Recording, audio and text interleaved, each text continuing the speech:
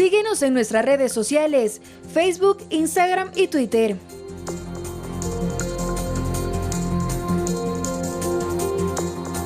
Como lo anunciamos con nosotros esta mañana, el titular de Comercio Exterior, Julio José Prado. Ministro, gracias por acompañarnos. Buenos días. Byron, muy buenos días. Gracias por la invitación. Bueno, gracias a usted, ministro. Ya entró para análisis y entrando en la comisión respectiva, convocará a las partes para que expliquen un poco. En esencia, ministro, ¿cuál es el objetivo y el espíritu de esta ley?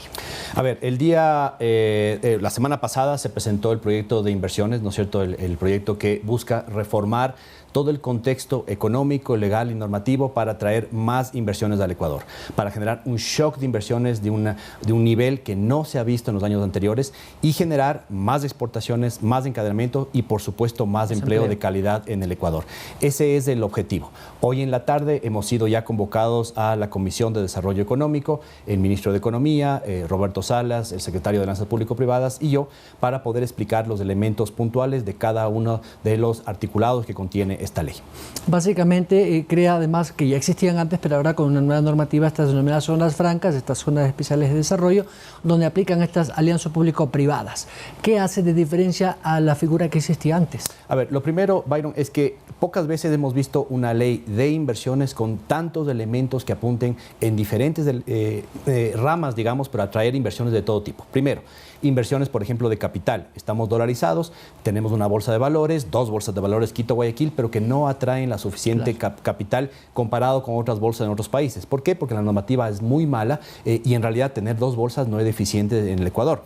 Atraer más capitales, darle más financiamiento a la bolsa es un mecanismo para que las empresas puedan financiarse a través de esto y traer más capitales extranjeros al Ecuador.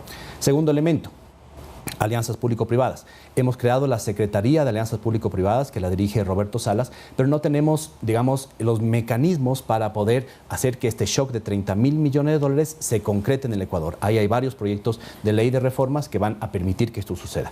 Y el tercer elemento que cae directamente sobre mi ministerio, zonas francas. Sí han existido zonas francas en el pasado, de hecho en América Latina existen zonas francas desde los años 70, en el Ecuador al menos 20, 30 años, y una reforma pasando de zonas francas a sedes, con Z, zonas económicas especiales, en el gobierno antepasado, que tampoco ha funcionado para traer la gran cantidad de inversiones que necesitamos.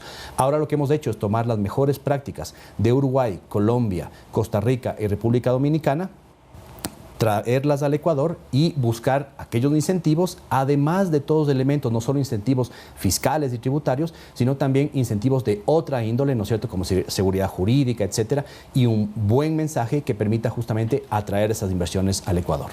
La idea, ministro, sería entonces tener una única bolsa de valores, ya no la de Quito y Guayaquil. A ver, en términos del proyecto de Bolsa de Valores, ¿no es cierto?, lo que busca son varios elementos. El primero, ponernos a tono, ¿no es cierto?, tener un benchmark, un ejemplo de las mejores prácticas, al menos latinoamericanas, en términos de Bolsa de Valores. Y le doy un dato. Estamos por pedir formalmente que Ecuador sea parte de la Alianza del Pacífico, como hemos comentado con usted en varias otras entrevistas. La Alianza del Pacífico está unificando sus bolsas de valores entre Chile, Colombia, Perú y México. Entonces, para poder nosotros entrar también a ese mecanismo, necesitamos un régimen, una ley que sea a tono con este tema. Y efectivamente, el Ecuador, siendo un país pequeño, no necesita dos bolsas de valores, necesita una sola, con buena regulación, con buena legislación, para atraer esos capitales y que justamente funcione como tiene que funcionar una bolsa de valores bien puesta, ¿no? Ese es el primer elemento. Usted me preguntaba por qué es diferente este proyecto de ley a lo anterior. A ver, lo primero es, no hay que minimizar el hecho de tener un mensaje claro. El presidente de la República, sus ministros, el país entero vendiéndose al mundo de una forma que no se había vendido anteriormente. No es lo mismo cambiar leyes, tener reformas legales o normativas y salir después a decirles a los inversionistas que no los queremos aquí o expulsar inversiones del Ecuador, ya sea locales o internacionales. El segundo elemento es que le damos la iniciativa al sector privado de crear zonas francas.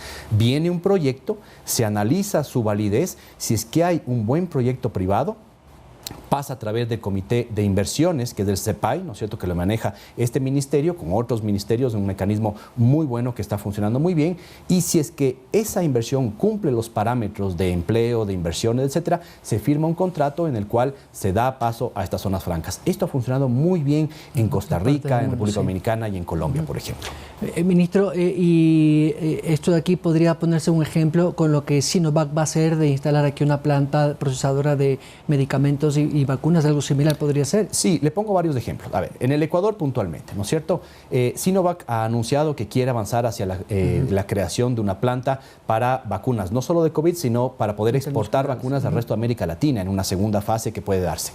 Cuando esa planta venga al Ecuador, podría ponerse en una zona franca. Okay. O podría Sinovac aplicar bajo esta nueva ley a convertirse en una zona franca uniempresarial. Es decir, no necesariamente debería estar en una zona logística, en una zona franca, por ejemplo, un puerto, un aeropuerto, sino que podría estar cerca de una ciudad, cualquiera que sea, y entonces vincularse con las cadenas productivas de mejor forma. ¿Qué tendría de ventaja Sinovac? Que puede tener un acceso a descuentos tributarios, pero al mismo tiempo se encadena con la producción de la zona. Okay.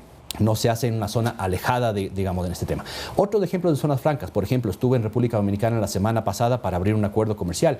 Ahí fuimos a zonas francas logísticas, zonas francas relacionadas con temas de software, zonas francas de la economía naranja, que son zonas francas para filmar películas, para hacer temas creativos, televisión, etcétera y demás, que funcionan muy bien. En el Uruguay, por ejemplo, han creado zonas francas especializadas en atraer servicios financieros, no solo banca internacional, sino también servicios fintech de tecnología financiera, pasarelas de pagos, botones de pagos y demás, y ha creado una revolución terrible, increíble en Uruguay.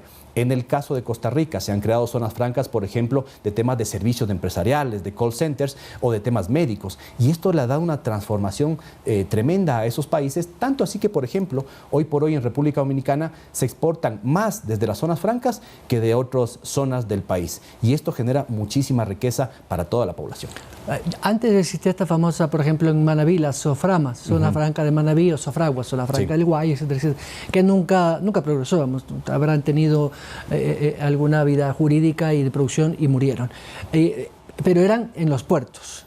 Ahora la idea es que, vamos, si se pueden poner una zona franca en Tungurahua para hacer algún tipo de manufactura y que a su vez tenga una cadena logística con los puertos, podría ser, pero no necesariamente, como usted dice, en los puertos o los aeropuertos. Sí, a ver, sí, algo que estamos introduciendo en este proyecto de ley son las mejores prácticas internacionales. En otros países, y eso es lo que estamos proponiendo en este proyecto de ley, es que exista las zonas francas multiempresariales. Ese es el típico caso que conocemos, una zona específica, un parque logístico, un parque industrial en el cual se ponen empresas y tienen acceso a estas ventajas, ¿no es cierto? Esto puede ser un aeropuerto, un puerto, etcétera, y demás, más tradicional. También pueden existir zonas francas de servicios que antes no estaban abiertas, ¿no es cierto?, en este sistema. Ahí es donde es muy interesante, por ejemplo, las ciudades. Y va a ser interesante que a través del COTAD, ¿no es cierto?, los municipios puedan competir para poder atraer esas inversiones a sus ciudades. Que sean los municipios que traigan y generen las mejores condiciones de entorno económico, de menos trámites, de rapidez, de agilidad, para atraer esas zonas francas de servicios, por ejemplo, a sus ciudades. Y finalmente, el último elemento son estas zonas francas uniempresariales que se pueden crear realmente, digamos, en una empresa específica. Ministro, la coyuntura. ¿Nos está impactando en el comercio exterior la guerra Ucrania-Rusia? A ver, mire, justamente todo esto que estamos haciendo nos permite, en términos de atracción de inversiones, apertura comercial, el poder diversificar nuestras exportaciones para que cuando haya elementos como este, ¿no es cierto?, una crisis internacional no prevista, nosotros no tengamos que depender solamente de un país. ¿Qué es lo que está sucediendo? Hoy por hoy, al año, nosotros exportamos a Rusia $1.000 millones.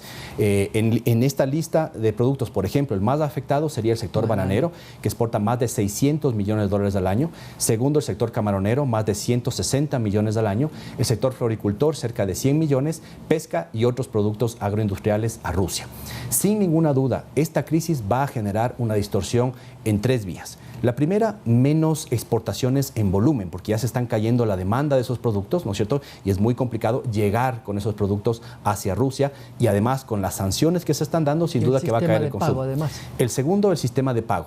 Hay, por ejemplo, en el sector florícola, ya se enviaron los cargamentos para el Día de la Mujer y de la Madre Rusa. Esos dos son muy grandes en Rusia, pero no estamos logrando que repaguen esos valores hacia el Ecuador. Ahí solamente en los últimos meses hay $30 millones en juego del sector productivo florícola. Y otros casos en los cuales estamos viendo ese desvío de comercio que va a generar una caída de precio de los productos ecuatorianos. Así que nos hemos reunido el viernes e incluso ayer en la noche yo convoqué un comité de crisis con cerca de 60 gremios productivos para comenzar a analizar en el día a día qué es lo que está pasando.